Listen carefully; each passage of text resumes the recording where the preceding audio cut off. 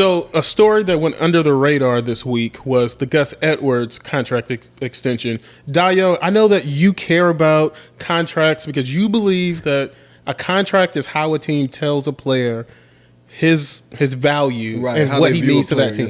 Yes, sir. So what does it mean that Gus Edwards got this $10 million contract, but everybody's drafting J.K. Dobbins like he's the number one back in that backfield?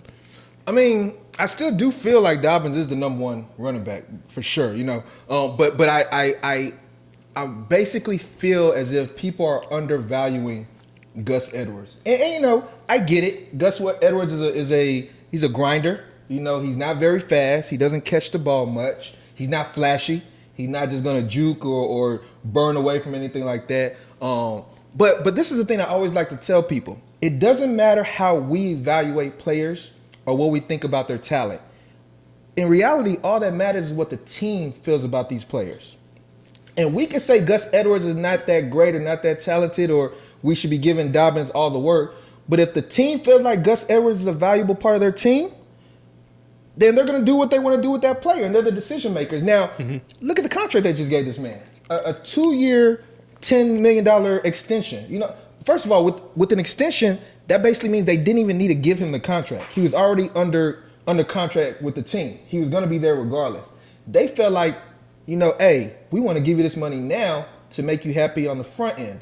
So then you look at the type of deal he got. That's basically $5 million per. Looking around at other running back contracts this offseason, that actually is a pretty damn good contract compared to what other running backs were getting. You can look at somebody like James Conner. I think he got like 1.75 for 1 year. You can look at Kenya Drake. I think he got 2 years, $8 million, something like that. I mean, just look, the whole landscape of running back money was low this year. And they still felt like they need to give him $5 million per for 2 seasons. So with that being said, I definitely feel like they plan to utilize Gus Edwards quite a bit. Whether he gets as much work as Dobbins, I don't know. I want to say no, but I can't definitively say no. They might say, it's 50-50. They might start Gus Edwards. We really don't even know. Dobbins still has only been in the league for 1 year. Gus has a lot more experience with the team. They've had him on the squad for, I think this is going to be his 4th year. He actually was fairly successful last year. So it's not even like he basically, he failed at doing what they needed him to do last year. He was actually pretty productive. And again, they lost Mark Ingram.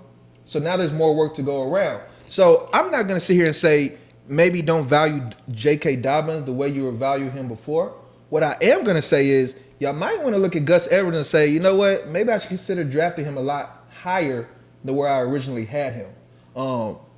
Those contracts are serious. Money talks. A team is going to tell you what they want to do with the way they spend their money. There's only a certain amount of money allocated to every team. So when a team throws money at a certain player, you got to pay attention because they're basically telling you something without telling you something. So that's definitely how I kind of see how the Gus Edwards situation plays out. AB, like how do you then evaluate J.K. Dobbins and where he's going with a new contract like that? There's a big J.K. Dobbins hype train. Right. And I want to jump on. I mean, he's that type of player. You watched his college film. Ohio State, yeah. Oh my God, the dude is electric. Even high school, he was doing those electric, type of things. explosive, home run speed. I think he can catch the ball out of the backfield. But this team is telling us they can't tell us anymore. I mean, they can't tell you anymore that they're banging our head, banging us over the head with it. We can ignore all of the signs, the warning signs, which are them paying Gus Edwards, Greg Roman being adamant about getting multiple backs involved. Right. Mm-hmm. Them, over the past few years, getting multiple backs involved. They've shown it to us, yes. And you said Gus Edwards was somewhat of a jagger or grinder, and I think you were being, polite to the J.K. Dobbins truthers. But Gus Edwards is good. Yeah, he was. He's good. I actually lost a fantasy championship last year. He is good. Gus Edwards. I was kind of upset. I don't personally draft Gus Edwards because he's just not the type of player that I typically draft. I mean, I guess you could draft him in the idea or sense that, okay, if J.K. Dobbins gets injured, then potentially league winner, but he just doesn't catch enough passes for it. Right. So that to me really, really, is a player that I tend to shy away from.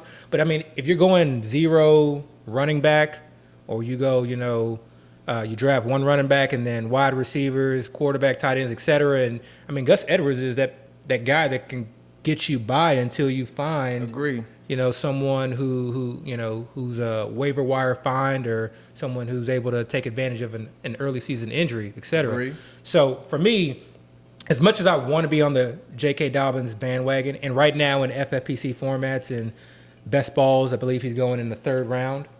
An underdog and at best ball. We saw him in the second yesterday, actually. Yeah, the last. So and I'm going to post this draft because this was actually a very interesting draft. Right. But I want to draft J.K. in the 3rd, but I can't pass over the wide receivers that are going in that range. Let me mention one thing about J.K. just so I don't want to just totally ignore it. The team has mentioned that they do plan to utilize him in the pass game a lot more this season. How do you feel about that? Be honest. Make an assumption. Honestly, I don't believe them. Okay, thanks. Honestly. But I just want to put it out there that they've said that. And the reason I don't believe them is I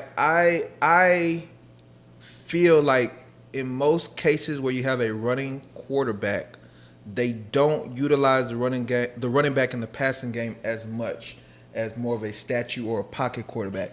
And there's several reasons for that. Yeah. Obviously, when they're in trouble in the pocket, they're not going to look to dump off. They're just going to basically look to take off. So, it definitely makes sense. And an important factor in that, too, is Greg Roman doesn't have his running backs running routes. Right. So that needs to change. He literally needs to change how, he approaches or how he treats his running backs in his offense. Right. For there to be a significant change in J.K. Dobbins' targets. Right. And until I see that, you're basically hoping for J.K. just to be extremely efficient on correct. somewhat limited touches for Right. someone who's going that early in drafts. Right. You're basically only hoping for him to get passing work out of the backfield. Yeah. Which, it's kind of a hit and miss there. But like Abby was saying, we've seen what the Ravens do or want to do. They basically shown us this over and over and over. And we can, again, like I said earlier, we can be talent evaluators and say this is what they should do, or this is the way we see it. But guess what? We're not the one calling the plays. No. We're not the one determining the roster. We're not the one saying who goes into the game, who comes out of the game.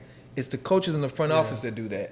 So we basically have to get into their heads and see how they think. And if they feel like Gus Edwards should get a lot of work and J.K. Dobbins is not going to get as much pass work as we feel like he should, then so be it. It is what it is, so. One thing I like to do too, we'll take a bit of a tangent here. I like to try to get in the heads of the OC and the coaching staff from a standpoint of how did they finish the season, okay?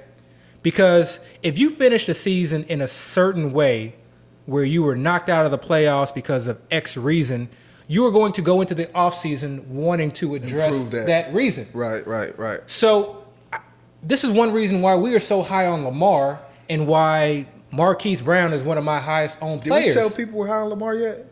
Okay. A sneak peek we right are there? high on Yeah, Lamar. we're high on I think a lot of people are high on Lamar. That's not a secret.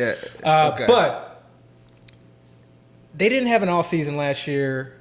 COVID, obviously wrecked a lot of teams. So I think them being able to install that passing game offense really hindered them going into the 2020 season. And you can see, and again, I still feel like Lamar is going to be mainly a rusher. Oh, yeah, absolutely. But from the moves they made this year, they drafted Rashad Bateman in the first round. I think he was the 27th pick. Yeah. They added Tyler Wallace. They added Sammy Watkins. Exactly. They're basically telling us they're trying to open up that pass game for Lamar. They're talking to us. All we need to do is listen. Yes, just listen to them. But go back and just get a sense of how they lost those games and what I think opposing defenses will tell you and what they will tell you themselves, the Baltimore Ravens, is that teams saw them as one-dimensional. Right. And when they forced them to pass, they weren't able to do it. And as a result, they didn't win a Super Bowl. And this team has Super Bowl aspirations. Yes, they know they can run the ball. Yes, they know they can play good enough defense to become a championship team. The last missing part is that passing game. So you have to assume that they're working on that. And a little plug on Marquise Brown. Go back and look at the last 4 or 5 game logs. Look at the targets, including the playoffs. And actually go back and watch the game. He was not just a deep threat. He was not just schemed open. He was finding spots in zones, sitting down. Mm-hmm. He was getting open, creating separation. Yep. He was evolving as a receiver. Yep. I don't want to hear talk about Bateman. I understand Bateman's going to maybe something in the future. We know what Watkins is. I really, really do think that given how late Marquise Brown is going right now, he's worth the risk. He may not pan out, but he's worth the risk. So I don't quite want to say we should ignore Bateman because Bateman, I feel like draft profile and talent-wise in college, he was a very solid, high-end receiver. So I don't want to ignore him, but I definitely agree with you with Hollywood. I think people forget Hollywood was the first receiver drafted in the 2019 draft. He's not just some random, small guy. And he was coming off a serious injury. He was coming off a serious injury. I think it was a Liz Frank foot injury. So even with that injury, and even with his size, I want to say he's 5'10" or something. And we all love OTA picks. I mean, he's looking a little.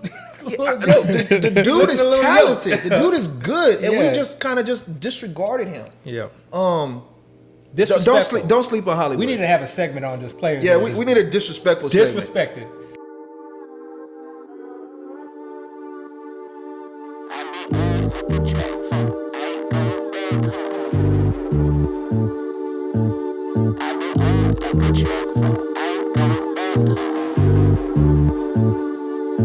I said, God, give me a warning. Please take me for the morning so I leave more disappointments than I ever will appointments. Give a fuck about your feelings, rub it in. This your ointment can't depend on the oinker. Find your pick in the blanket, find a stick. Through your anus, give a rib for your statement. This shit and the pavement that is on. Word is born, I've been on like a track phone. I ain't going back home. Say what I do, trick. Yeah, I think I'm taxed on. Go where I live, you gon' need a chaperone.